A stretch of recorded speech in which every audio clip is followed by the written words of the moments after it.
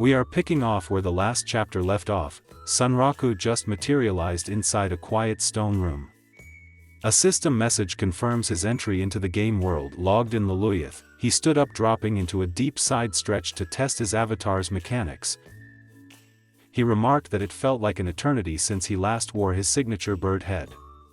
Mid-stretch, he suddenly froze. He stared down at his hands, clenching them into tight fists as a strange realization hit him. Something felt completely off. Before he could figure it out, a deafening roar shattered the silence as Emol launched a surprise flying tackle straight at him. Sunraku ducked just in time, letting the bunny sail over his head. But the guide twisted with incredible speed mid-air, refusing to miss. With a sharp snap, Emol latched onto his large beak, completely blinding him. Stumbling backward across the room, Sunraku flailed in panic, wondering if he had finally been caught. Sunraku grunted, trying to pry the bunny off his face, while Emol squeaked back that he was never letting go. Watching the chaotic reunion with absolute disbelief, a heavily armored Shangri dryly mocked their bond before Sunraku finally realized she was there.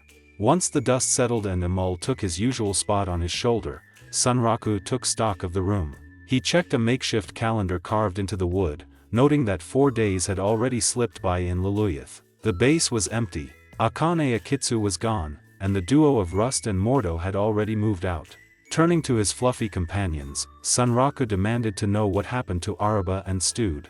Shangri's posture stiffened, her voice dropping into a dramatic, old-world theatrical tone as she prepared to deliver the news. Shangri peered under the wooden frame, noting that the boy was completely lacking in the Vorpal soul. He had been quivering under the bed for quite a while now, tightly clutching a large fish to his chest as his entire body shook with terror. Sunraku hummed in thought, looking down at the pathetic sight. Stewed suddenly bolted upright, screaming for them to shut up.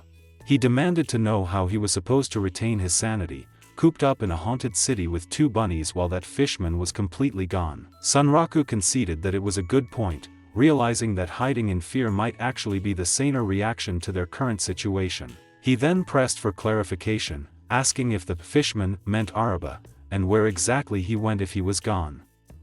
Emol chimed in, remembering the fishy-smelling guy.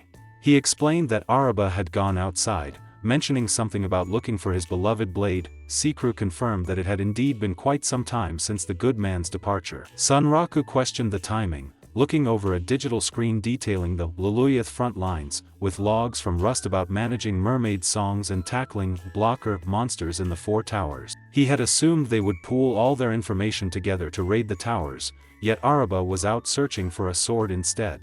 He recalled that Araba had been searching for that weapon since before they even met. Emol peered over his shoulder as Sunraku reasoned that finding the blade might boost Araba's affinity, or could even be a key flag for this bonus unique scenario. With his mind firmly made up, Sunraku pumped his fist in determination. He declared that they should go give Araba a little help, a plan that Emol enthusiastically cheered on. Sunraku flexed his muscles and added that they would beat all 4 of the tower blockers right after, one by one. Emol hopped excitedly on his head, giggling about how easy Sunraku was to follow, which earned a satisfied smile from the player. From under the bed, Stewed nervously piped up, asking what was supposed to happen to him. Sunraku looked down at the shivering boy and decided he would likely be okay, but turned to Shangri anyway, asking her to look after the kid just in case. Shangri saluted firmly, declaring that it shall be done. With the logistics settled, Sunraku turned toward the exit. The heavy wooden door creaked open as he stepped forward, his bare foot gripping the floorboards with a sharp pivot. He announced it was finally time to get going, ready to face whatever lay outside. Stepping into the open, Sunraku dashed through the ruins of the submerged city with explosive speed, his feet cutting sharp lines across the stone pavement. Beams of intense light erupted from a crumbling stone tower in the background, striking the surrounding pillars with heavy, rhythmic cracks. Emol clung tightly to his back, screaming in pure exhilaration at how fast they were moving. As he sprinted past the decaying architecture and the schools of fish swimming above them, Sunraku looked around and silently noted that things genuinely seemed different this time. Emol looked down at him from his shoulder, curiously asking what exactly he meant by that. Sunraku mentally analyzed his movements, reasoning that since the game used the same engine as Galaxy Heroes, Chaos, there shouldn't have been any major difference in avatar control.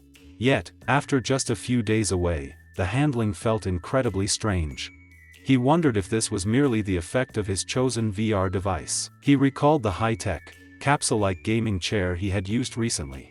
Now that he had experienced a taste of the pro-grade gear, the home device controls he once considered smooth and comfortable felt entirely different. It felt as if someone were pulling him by the hair from behind.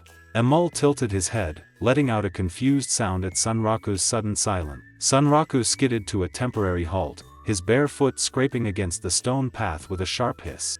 He quickly shook his head, telling himself that he couldn't let himself get too accustomed to the good life. Deciding to brush it off, he resolved to forget about the sluggish controls for now and focus entirely on the path ahead. Sunraku leapt onto a high rooftop, scanning the vast, submerged cityscape of Luluith as schools of fish drifted above the spires. He asked aloud where the heck Araba was right now, but Emol admitted from his shoulder that he didn't really know either. The reality of the situation hit Sunraku, his expression dropping into deadpan annoyance. He grumbled about having to search the entire city at random, immediately rejecting the idea of covering every single square on the map. As he stared out into the open waters, he reasoned that Araba was bound to be somewhere in Luluith, and figured maybe someone else had run into him by now. Unfortunately, checking via messaging wasn't an option, as they couldn't use male birds in this area either. The thought of his allies caused his mind to drift. His eyes narrowed beneath the mask as he wondered how Siger, Zero was doing, realizing he hadn't been able to see Ray again either. Suddenly, Emol's long ears twitched violently. He alerted Sunraku that he could hear shouting over in the distance. Sunraku looked back in surprise, asking what he heard. Emol confirmed that the voice belonged to the fishy-smelling guy, realizing it was Araba. Sunraku grinned beneath his mask, praising Emol and noting that those long ears certainly weren't just for show. With a renewed sense of direction, he leapt across the tiled rooftops, shouting for Emol to keep guiding him. Emol held on tight, enthusiastically chirping that he was on it as they closed in on the source of the noise. A massive, heavy tail whipped through the air with a deafening surge, slicing right across the underwater street. The colossal strike slammed into a stone structure with a violent thwomp, shattering the building into a spray of debris and dust. Screaming in terror, a figure was sent flying backward through the air from the sheer force of the explosion. Araba had clearly found what he was looking for, but it was currently ripping the town apart. Araba gritted his teeth, his eye wide with fury as a massive tentacle thrashed through the crumbling stone wall behind him. He cursed the damned monster, skidding backward across the sand to put some distance between them. He insisted that a strike like that wouldn't catch him, gripping his hands tightly above his head as he declared that he was never going to give up on his blade. Before the beast could strike again, a metallic tying echoed through the underwater ruins. Sunraku dropped from above with a sudden blur of motion, his dual daggers spinning into an immediate parry that deflected the incoming danger. Araba flinched back in complete shock, his jaw dropping as he stared at the unexpected bird-headed player who had just hijacked his battle. The massive tentacle whipped back around with a violent slam, but Sunraku and Araba leaped out of harm's way, matching each other's movements. Sunraku slid into a defensive stance, casually greeting Araba and announcing that he was here to help find the missing blade. Emol beamed from his shoulder, confirming the backup. Araba gasped in recognition, completely caught off guard by the player's sudden arrival. Stepping back to analyze the threat, Araba offered a brief word of thanks before squinting at the thrashing monster in the distance. He noted that the enemy wasn't just some garden-variety squid. Araba warned Sunraku to watch out, stating the beast was anything but simple. As if on cue, a passing fish was violently snagged by one of the wriggling tentacles. The creature's flesh began to throb and distort into a mutated, grotesque form. Araba grimly explained that anything the monster captured turned into a mutant appendage, completely controlled like a part of its own body. The massive creature loomed over them, a grotesque amalgamation of coral, thrashing tentacles, and mutated marine life. It was a chimera. Sunraku stared at the towering abomination, a strange sense of déjà vu washing over him. The mechanic of absorbing nearby matter felt entirely too familiar, and he realized he had played as something remarkably similar not too long ago. Emol looked up at his sudden silence, curiously asking what was wrong, but Sunraku quickly brushed it off as nothing. Sizing up the enemy, Sunraku noted that taking on a beast like this was going to be a massive pain. He turned his beak toward Araba, pointing out that since the fishman was only out here looking for his missing weapon, it might be smarter to just ignore the monster entirely and keep up the search. Araba gritted his teeth, his expression darkening at the suggestion. As wretched as it made him feel to admit it, he confessed that there was a major catch to that plan. Araba revealed the awful truth, pointing toward the beast's midsection where a massive, glowing sword protruded directly from its groin.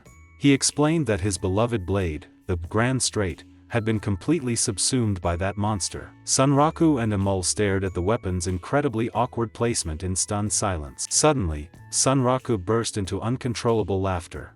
He pointed a finger at the chimera, wheezing that it totally looked like the monster's PP. Araba reacted with total shock and horror at the crude joke, completely mortified as Sunraku continued to howl at the ridiculous sight. Sunraku continued to smirk, reminding a flustered Amul that a graceful young lady shouldn't repeat such vulgar language. He couldn't help but think that if Pensilgan were here, she would be rolling on the floor laughing, given how her sense of humor worked. Turning back to the battlefield, Sunraku casually pointed a finger at the chimera and asked Araba to confirm if that sword wang belonged to him. Araba clenched his fists, his teeth grinding in pure rage as he cursed the player's shameless mockery. Losing his temper completely, Araba roared at Sunraku to stop mocking his partner, furiously screaming that the legendary blade was no one's genitalia. Meanwhile, the chimera lunged forward, the giant sword appendage slicing through the water with a heavy, vibrating boom. Sunraku skidded back across the sand, his eyes narrowing as he readied his daggers. Fully sizing up the situation, he declared that it was time to take that giant bone down. If you enjoyed this video, please leave a like, subscribe to see more content, and drop a comment below to let me know what you want to see next.